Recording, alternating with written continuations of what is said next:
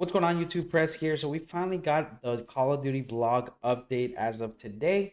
We have some major changes that have been leaked and dropped on Twitter, but we finally got the full view of what those changes for Season 2 are going to be.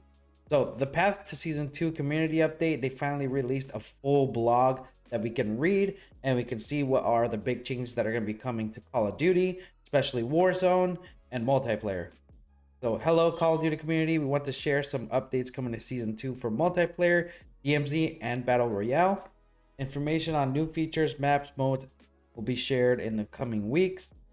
All of the changes outlined in this blog will be further detailed along with the new Call of Duty Modern Warfare 2 and Warzone 2 patch notes to be released prior to the season launch on February 15th.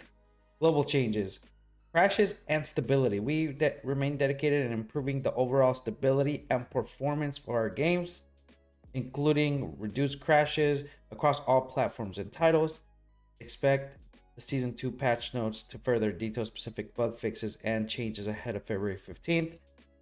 Audio global. Data suggests that some PC players may be experiencing audio issues due to discrepancies in the number of channels they are outputting. We've added an option to force PC to stereo output. Please make sure to check Windows and in-game audio settings to set correctly in accordance with the listening environment.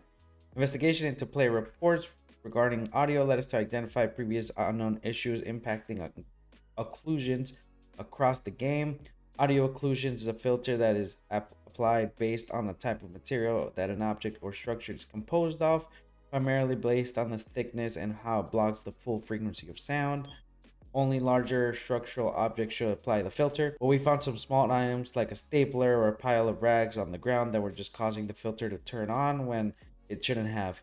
For example, a waste packet that was tagged with the incorrect material may have occluded the sound like it was behind a wall, making the sound more difficult for a player to hear.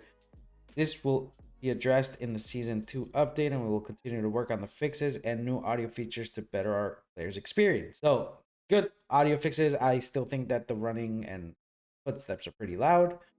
UI. A number of UI UX updates are coming to Season 2 to improve overall flow of in-game menus. So we've been asking for this since release. The menus suck. They're ass. These updates include improved navigation and organization of camo menu, more polished social tab, including improved channel swapping and player muting, new bundles screen, quick equip items from Battle Pass, my bundles and store, reticle previews in store and gunsmith. That was definitely needed. Improved clarity of attachment blocking logic in gunsmith, and many more bug fixes. We've also recently introduced a fix that restored instant speed of recent players in menu. Status refresh for friends. Further details on these changes will appear in Season 2 patch notes. Experience. Improved after action report with audio. Play again feature in Battle Royale. Bug fixes in inconsistencies between challengers, Battle Pass, weapon progression. So weapon balances are something that we're always analyzing, and we'll be balancing weapons for Season 2. Obviously, the RPK and the Fennec do need some nerfs, which I'm pretty sure they're going to be happening. Other than seasonal and mid-season updates, details on weapon balancing can be found on the upcoming Season 2 launch notes. We were very excited to discuss some of the changes to armor, finally, below, that will make more consistent engagement in Warzone 2. So, Battle Royale, the Gulag. 1v1 Gulag will be returning with the launch of Season 2. With this change, players will see the return of the original Warzone overtime mechanic, the domination style flag control point in place of the jailer. Yes, finally the jailer is gone. 1v1 domination style, capture the flag. That's what we all love to see. No more 2v2s. They wanted to innovate, but this just makes it a lot more fun and a lot more engaging. 1v1s, I think, are the way to go.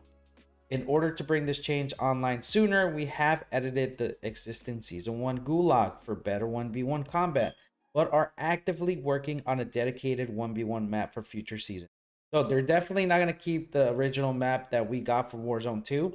They're going to be making a new map for 1v1.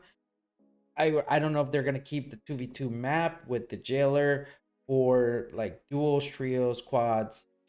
which would be interesting, to have two different maps depending on if you're playing solos or not. But season 2 will be coming with 1v1, sure. We've also made some logistical changes to the Gulag experience. Ground loot has been revisited as well as the loadouts that players will spawn in with. We've updated the pool to include assault rifles, submachines, LMGs, primary weapons as the circle progresses.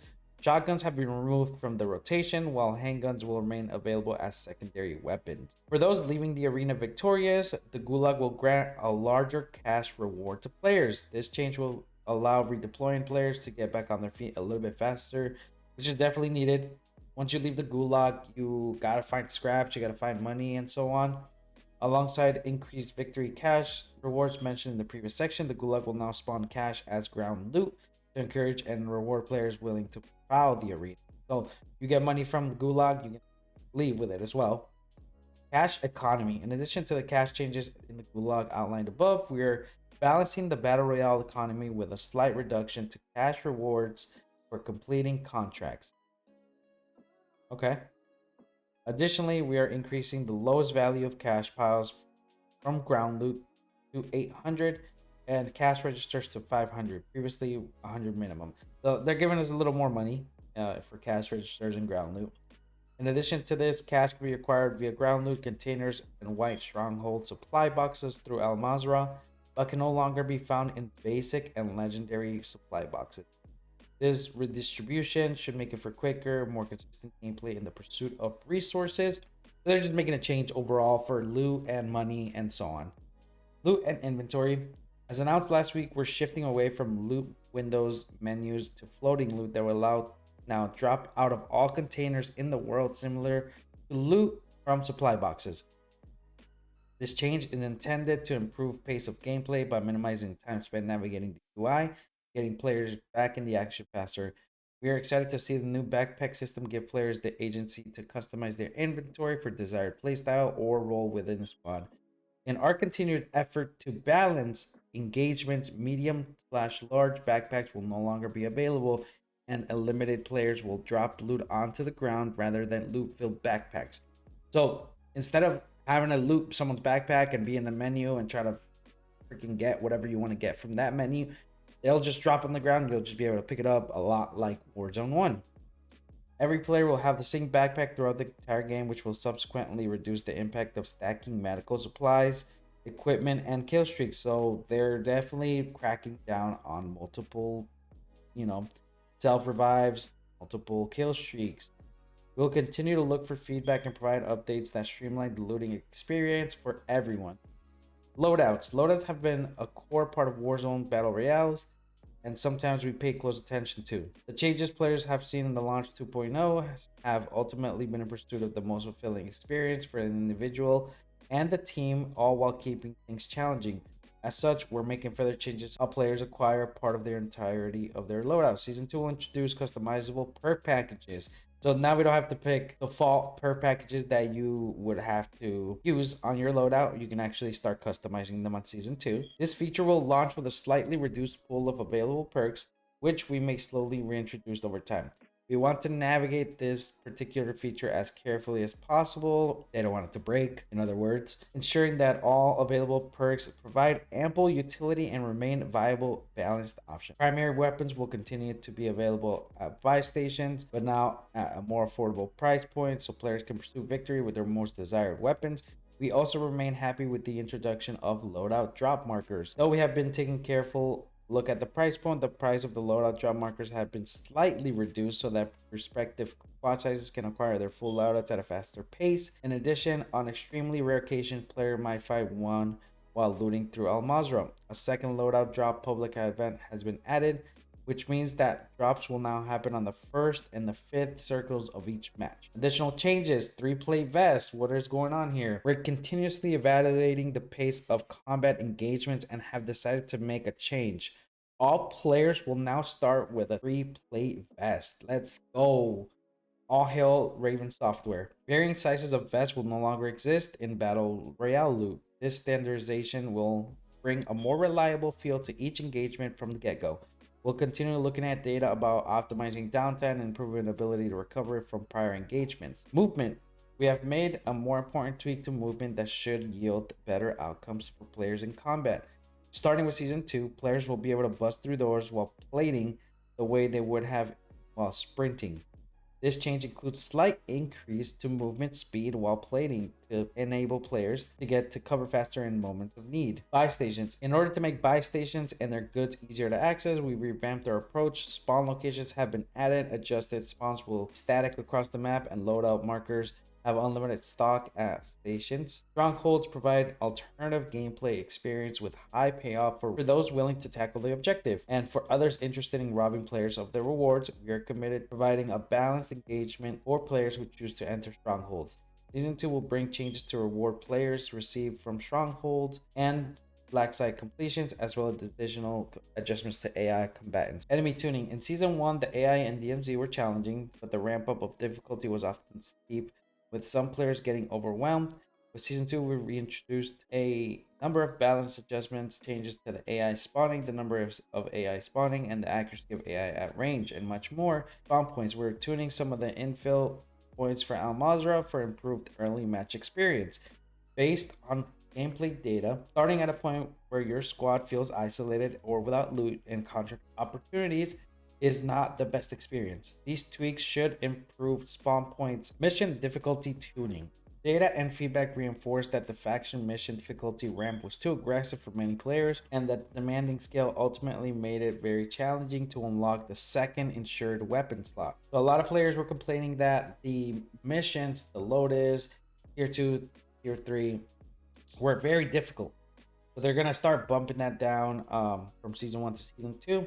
We have adjusted the overall scaling of difficulty in missions as well as the tier progress. Later tier missions will still be quite challenging even for the experienced operator. We know crashes are especially impactful in DMZ if you lose your items and contraband weapons as a result.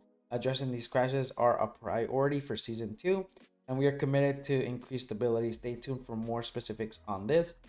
Seasonal refresh. All new missions are coming to Season 2, including a refresh to your current faction missions progress and an inventory contraband/keys reset. We'll be detailing all the need to know intel for DMZ ahead of Season 2 in an upcoming blog. Locations. With the new exclusion zone coming to Season 2, players will have a third option to choose when deploying in DMZ.